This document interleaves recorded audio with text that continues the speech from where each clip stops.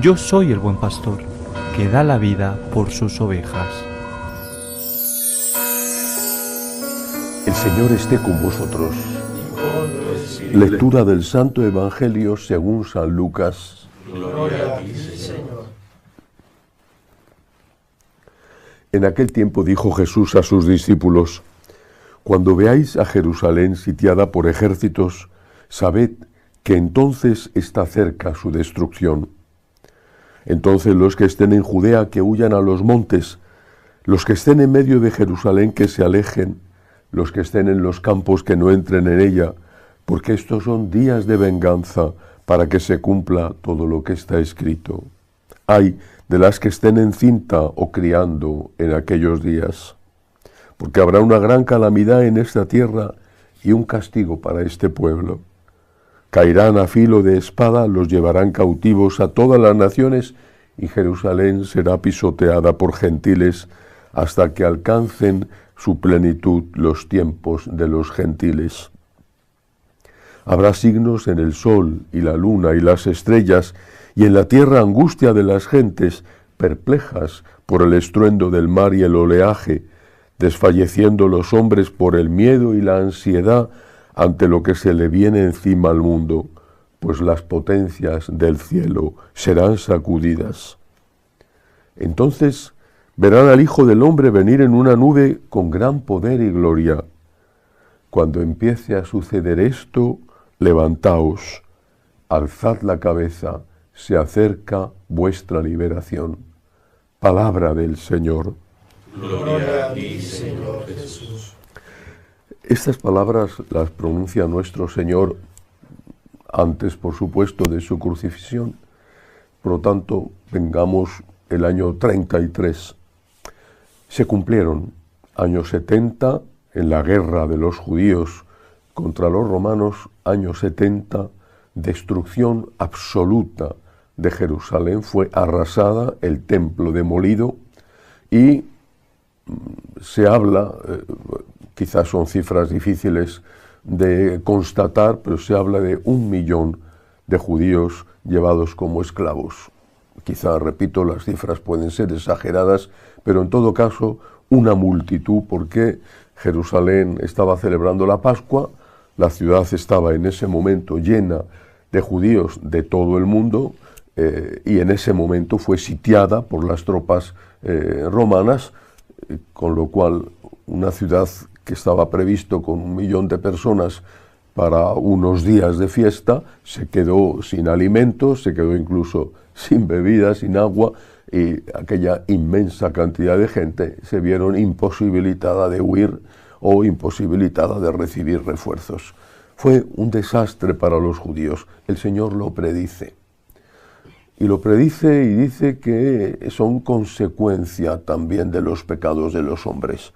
Efectivamente, los judíos emprendieron un camino que algunos podrán considerar legítimo, de levantamiento contra el conquistador, pero que otros, entre ellos el historiador judío romano Flavio Josefo, consideraron aventurado, porque desafiar al imperio, que en ese momento estaba entrando en el culmen, en la cima de su poder, era como si un niño retara a duelo a un gigante. Ir a una guerra sin tener ninguna posibilidad de victoria era ir a un suicidio colectivo, como así sucedió, así pasó. Ahora, detrás de esto, ¿qué hay? El Señor no está solo lanzando una profecía y advirtiendo a los cristianos, que curiosamente fueron mucho menos afectados por esa masacre, porque previamente la mayoría de ellos se habían ido de Jerusalén sabiendo lo que iba a ocurrir. ¿Qué es lo que sucedió y por qué el Señor quiere darnos esta enseñanza? Primero, es una advertencia de amor, no es una advertencia de castigo, es una advertencia de amor. Las obras tienen consecuencias. A veces puede parecernos que no pasa nada, que hagamos lo que hagamos no pasa nada, pero las obras tienen consecuencias. Sabiendo esto, tenemos que intentar no hacer esas obras, cuando son obras malas, naturalmente, o si las hemos hecho, pues pedir perdón, arrepentirnos, remediar el daño que hemos hecho e intentar con todas nuestras fuerzas y seriamente no volver a hacer eso. San Agustín decía, quizá te resulte difícil no pecar, pero al menos odia el pecado que has cometido. Es decir, pide perdón, arrepiéntete. Y esto no ocurrió en Jerusalén. Estaban tan llenos de su poder que no calcularon contra quién se estaban enfrentando. Pensaban que ellos, porque manejaban sinceramente muchísimo dinero, ellos iban a poder derrotar al imperio que estaba conquistando ya medio mundo. Las obras tienen consecuencias. No es hacer un mal agüero, no es hacer una amenaza, es constatar una realidad y nadie nos lo dice y el Señor sí que nos advierte, las obras tienen consecuencias. Quizá no en un plazo inmediato, a lo mejor en un medio plazo o en un largo plazo, pero las obras tienen consecuencias y las tienen aquí en la tierra y las tienen, por supuesto, en el cielo, porque hay vida eterna. Pensemos en nuestras sociedades. Hoy he leído un artículo que me ha impresionado mucho. El 60% de los jóvenes españoles entre los 24 y los 29 años, es decir, el centro de la juventud, el 60% de los jóvenes españoles de esa edad tiene que tomar ansiolíticos de forma habitual para poder dormir, para poder luchar contra la ansiedad.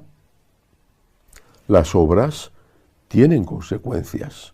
Una sociedad sin Dios, una sociedad que te promete a través del placer la felicidad, que te promete todo, pero que luego no te da nada, no hay puestos de trabajo, o lo que te promete no te da lo que aparentemente ibas a conseguir con ello, sexo libre, por ejemplo, o las drogas, es una sociedad profundamente enferma, está pagando las consecuencias de sus actos. El 60% de los jóvenes españoles en el centro de su juventud y de su vida, 24 o 29 años, tiene que tomar ansiolíticos, tiene que tomar de alguna manera antidepresivos, aunque el ansiolítico no es un antidepresivo, pero tiene que tomar algo para soportar la ansiedad, la tensión que le produce este tipo de vida y poder dormir por las noches. Es pavoroso. Es decir, más de la mitad de los jóvenes españoles que están tomando ansiolíticos casi diariamente para poder dormir. ¿Pensamos que podemos hacer lo que queramos sin consecuencias? ¿Podemos desterrar a Dios de nuestra vida y vivir para el placer? Vivir una vida hedonística, sexo, drogas y diversión, sin que tenga consecuencias? Pues la realidad se impone, las consecuencias están ahí. Al final eres una persona llena de ansiedades y tienes que estar tomando medicinas para poder dormir. Segunda enseñanza de este texto, sorprendente, termina así, después de haber descrito el Señor las catástrofes no solamente con Jerusalén, sino las catástrofes del fin del mundo, dice: cuando empiece a suceder esto, levantaos, alzad la cabeza, se acerca vuestra liberación. ¿Por qué? Es que esa liberación prometida consistía en la llegada del reino de Dios implantado en la tierra y por lo tanto un gobierno justo, unas relaciones humanas basadas en la caridad, una acción política que de verdad estuviera dirigida al bien de los hombres y no al negocio, al provecho, a la corrupción de los que mandan. ¿Se refería a esto el Señor? yo creo que se refería a la vida eterna. Cuando empiece a suceder esto, cuando llegue el fin de los tiempos, cuando llegue el fin de tu tiempo personal, que es el que te va a llegar antes del fin del mundo, cuando llegue el fin de tu tiempo, el fin de los tiempos, levántate y alza la cabeza, porque se acerca tu liberación. Para el que no tiene fe, la muerte es espantosa. Incluso para el que la pide, la muerte es espantosa, porque hay un instinto en el ser humano que se llama instinto de supervivencia, que hace que la vida quiera seguir viviendo. Ese instinto, por otro lado, está en todos los seres vivos. Lo es a los animales, que ves una araña que la vas a pisar y la araña intenta esconderse. Intuye el peligro e intenta esconderse. Cualquier ser vivo lo hace, por lo menos los que tienen la oportunidad de moverse y de escaparse.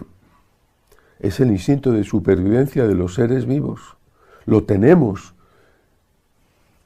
Y si nosotros tenemos instinto de supervivencia, ¿no deberíamos tener instinto de supervivencia eterna? Porque si el ansia de morir a todos nos golpea, el ansia de vivir sabiendo que nos vamos a encontrar con Dios tendría que servirnos no solo de paliativo al ansia que tenemos de morir por el miedo a la muerte, por el instinto de supervivencia, sino de alegría. Alza la cabeza. Alza la cabeza porque se acerca tu Salvador y se acerca tu liberación. No tengas miedo a la muerte, ten miedo a morir en pecado mortal. Eso sí debes temer. Decía San Francisco, hablando de la hermana muerte por la que daba gracias a Dios, ay, si en pecado grave sorprende al pecador. Eso es lo que debemos temer, pero no a la hermana muerte, no al encuentro con Dios. Levántate, alza la cabeza, se acerca tu liberación. ¿Cuánto daño te han hecho? ¿Cuánto se han burlado de ti? ¿Cuántas heridas has tenido que sufrir de manos de aquellos que pensaban que eran impunes, que a ellos no les iba a pasar nada, ni de parte de los hombres porque los tenían comprados, ni de parte de un Dios en el que no creían? Levanta la cabeza, se acerca tu liberación. No digo que esto elimine por completo el miedo a la muerte, porque el instinto de supervivencia, repito, está ahí y está ligado a la propia vida, pero sí tiene que servir de paliativo, de consuelo, y esto es lo que nos dice el Señor. Es lo que no debemos olvidar, es lo que no me canso de predicar. Hay vida eterna. Alza la cabeza cuando te llegue la hora, se acerca tu liberación, te vas a encontrar con Dios.